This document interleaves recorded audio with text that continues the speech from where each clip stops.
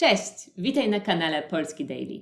Nazywam się Paulina Lipiec i w tym odcinku będę mówić o owocach i warzywach, które są popularne w Polsce, ale jest szansa, że nigdy o nich nie słyszałeś. Ciekawy? Ciekawa? To zaczynamy!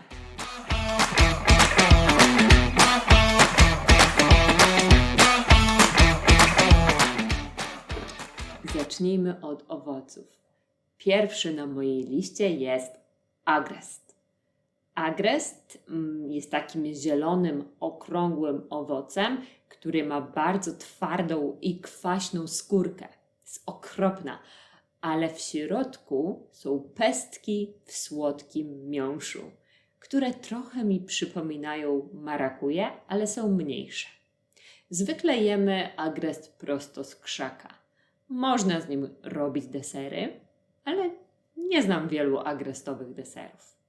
Jeśli pójdziecie do polskiego supermarketu, to na pewno znajdziecie tam galaretkę o smaku agrestowym. To moja ulubiona.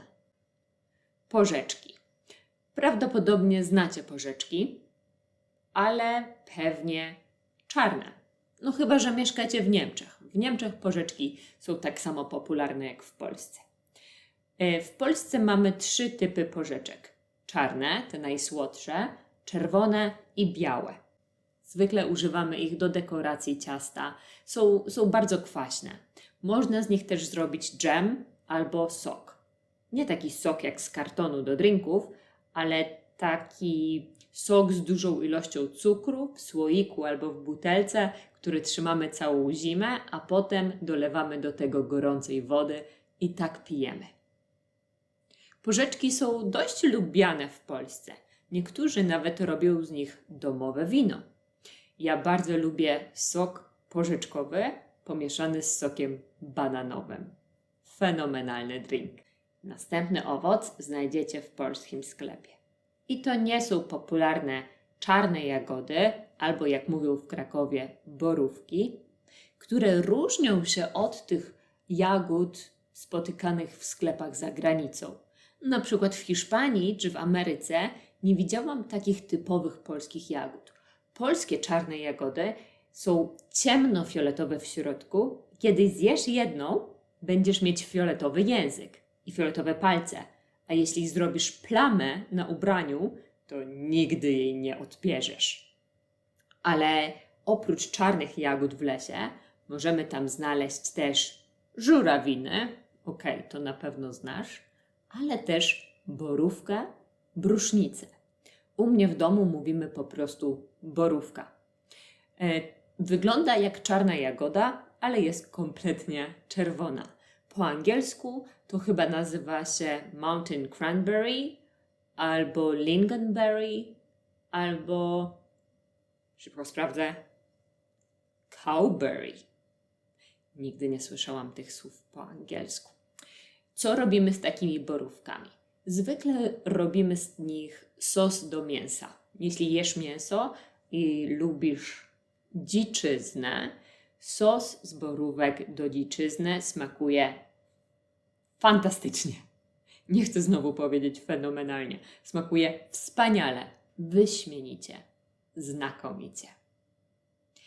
Jak już jesteśmy w lesie, to możemy też poszukać poziomek. Jasne. Niektórzy ludzie znają poziomki również za granicą, ale w Polsce są bardzo popularne. Możemy mieć je w ogrodzie, ale zwykle znajdujemy je właśnie w lesie. Wiśnie, czereśnie, białe czereśnie. Kiedy uczyłam się angielskiego, a konkretnie angielskiego słowa cherries, zawsze myślałam, że chodzi o wiśnie. Ale wiśnie w Polsce są mniejsze, bardziej czerwone i super kwaśne. Zbieramy je, żeby zrobić z nich sok albo dżem, albo zalać je spirytusem i potem dodać do ciasta. Natomiast czereśnie są większe i słodkie i możemy je jeść prosto z miski. W Polsce mamy też białe czereśnie, które właściwie wyglądają tak samo, tylko mają inny kolor. Smakują też podobnie. Na drzewach na wsi, szczególnie na wsi, możemy też znaleźć morwę. I to jest owoc, który jest popularny w ciepłych krajach. Na przykład morwa dobrze rośnie w Egipcie czy w Dubaju. W Polsce jest znana z tego, że kontroluje poziom cukru we krwi, więc jeśli ktoś ma cukrzycę, to czasami bierze suplementy z morwy. No tak, no bo po co jeść owoce, kiedy można kupić suplementy? Nie jest to najpopularniejszy owoc w Polsce, ale ja miałam szczęście, bo obok domu mojego wujka właśnie rosło wielkie drzewo morwy, wspinaliśmy się na drzewo i zrywaliśmy owoce, które wyglądają jak gąsienice. Śliwki węgierki. Polak, który próbował kupić śliwki za granicą, zrozumie mój ból. Nieraz kupiłam śliwki, które wyglądały jak śliwki węgierki i byłam bardzo rozczarowana. Śliwki węgierki są zwykle gotowe albo dojrzałe późnym latem. Są ciemnogranatowe i trochę podłużne. Dość kwaśne, ale nie za bardzo kwaśne. Ten rodzaj śliwki smakuje najlepiej na cieście. Ma bardzo intensywny śliwkowy smak. Nie to co te dziwne śliwki z dubajskiego supermarketu. Bardzo mi przykro, ale śliwki węgierki to coś innego. Aronia. Krzaki aronii są często w polskich ogrodach jako krzaki ozdobne. Ich owoce są bardzo cierpkie, ale robi się z nich nalewkę albo sok, taki syrop. Nalewka aroniowa jest wyjątkowo smaczna, zaskakująco smaczna. Podobnie nalewkę robi się z owoców pigwy. Osoby, które często jeżdżą do Polski albo które miały u siebie gości z Polski, prawdopodobnie znają smak pigwy, bo popularna marka smakowej wódki, Soplica, produkuje właśnie smak pigwowy, wódkę pigwową. Jest bardzo słodka, ale również bardzo dobra. Pigwa jest też używana zamiast cytryny do herbaty. Nie pytajcie mnie, dlaczego musi być zamiast, bo to jest logiczne, że herbatę pije się z cytryną, a nie z mlekiem, no nie? A więc plasterki pigwy możemy na przykład ususzyć i dodawać do herbaty. One też bardzo pięknie pachną, więc niektórzy używają świeżej pigwy, na przykład w misce, na stole, żeby dodać mieszkaniu, dodać salonowi czy kuchni ładnego aromatu latte. Róża. Róża to nie tylko popularny kwiat, ale dzika róża ma owoce. I te owoce dzikiej róży używane są w Polsce do konfitury. Konfitura z dzikiej róży jest najczęstszym nadzieniem do pączków. I ostatni owoc na mojej liście to rabarbar. Rabarbar jest trujący. Podobno, nie jestem na 100% pewna, ale mówią, że jeśli zjesz surowy rabarbar, to się pochorujesz, więc nie próbuj. Rabarbar trzeba dobrze ugotować. Jest niesamowicie kwaśny, więc trzeba dodać do niego dużo cukru, ale kiedy już go ugotujesz, on zmięknie, niebo w gębie, palce lizać. Rabarbaru w Polsce używa się często na taki prosty, klasyczny placek. Albo placek drożdżowy, albo taki zwykły placek z mąki, masła i cukru. Posypuje się to obficie cukrem, bo mówiłam, że jest kwaśny, i zajada się dużymi kawałkami. Z rabarbaru można też zrobić bardzo pyszną lemoniadę. Polecam. Skończyła się już moja lista polskich owoców, to teraz czas na warzywa. Warzyw będzie trochę mniej, bo jakoś nic mi nie przychodziło do głowy. Jeśli to jest dla Ciebie seler, to może Cię trochę zaskoczyć. W Polsce często sałatka z selera zawiera właśnie takie nitki, taki à la makaron z korzenia selera. Korzenia selera używa się też do zupy, do rosołu. Ten seler taki zielony, powiedziałabym amerykański, bo chyba jest bardzo popularny w Ameryce, jest w polskich sklepach, ale myślę, że wielu Polaków go nie lubi. Jeśli ja miałabym wybrać jedno warzywo, którego nie lubię najbardziej na świecie i nigdy w życiu nie włożę go do ust, to będzie właśnie seler naciowy. To jest korzeń selera, a to jest seler naciowy. Korzeń pietruszki. Lubimy warzywa korzenne w Polsce. Korzeń pietruszki nie zawsze występuje na świecie. Myślę, że nie ma go w wielu krajach. W wielu krajach natka pietruszki rośnie na takim bardzo małym i cienkim i słabym korzeniu. W Polsce korzenie są grube i podobno są bardzo zdrowe. Jeśli ktoś ma problemy z nerkami, z układem moczowym, z pęcherzem, to powinien jeść właśnie dużo ugotowanego korzenia pietruszki. I korzeń pietruszki też wchodzi w skład tak zwanej włoszczyzny, czyli warzyw, które dajemy do zupy. Żółta fasolka szparagowa. Niebo w gębie, mój przysmak lata. Wiem, że fasolka jest generalnie popularna na całym świecie, ale w Polsce jest taka żółta fasolka, która dla mnie smakuje trochę masłem, ale i tak polewamy to masłem i bułką tartą.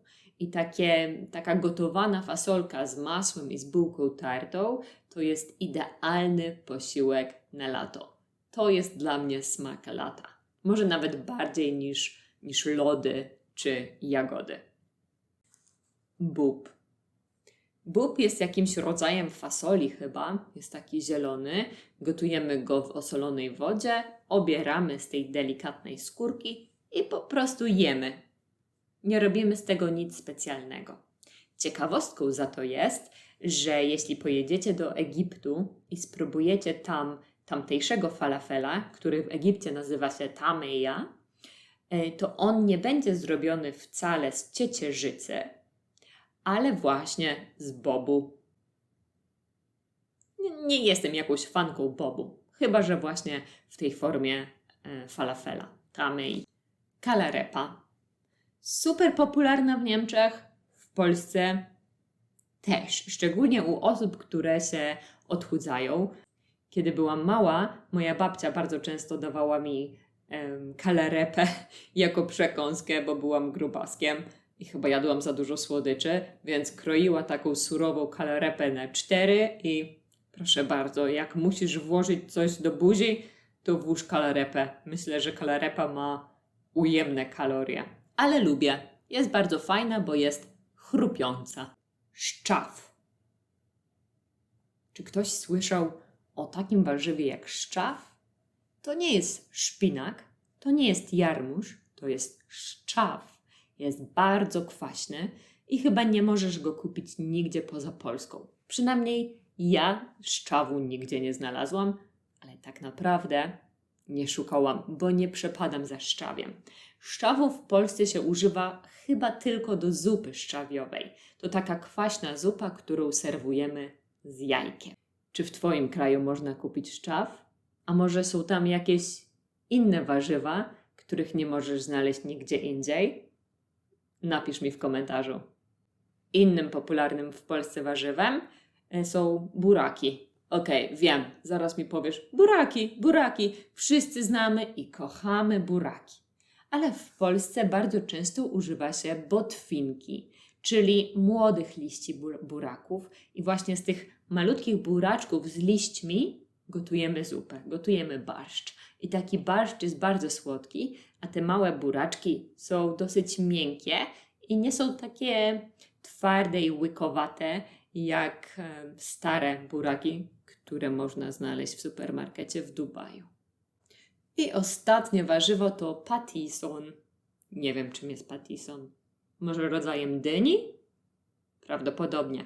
Wygląda zabawnie i moja mama go konserwuje, czyli robi z niego przetwory. Jak ona to potem je? Chyba samego patisona widelcem, bo nie widziałam tego nigdy w żadnej sałatce. Ja tego nie próbowałam i wygląda to dla mnie dziwnie, ale nie jestem fanką żadnych potraw z dyni czy kabaczków. A ty? Jakie warzywa i owoce lubisz najbardziej? Które z owoców z mojej listy chciałbyś albo chciałabyś spróbować, albo już spróbowałaś?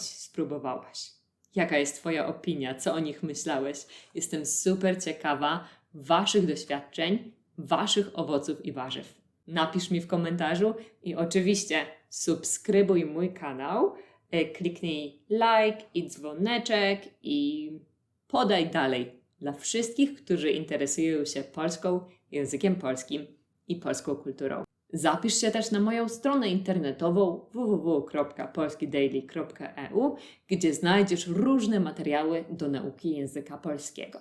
A od września ruszają nowe kursy grupowe. Kursy konwersacyjne i kursy generalne, na których poznasz ludzi z całego świata i poprawisz swój język polski. Zapraszam serdecznie. Do zobaczenia. Cześć!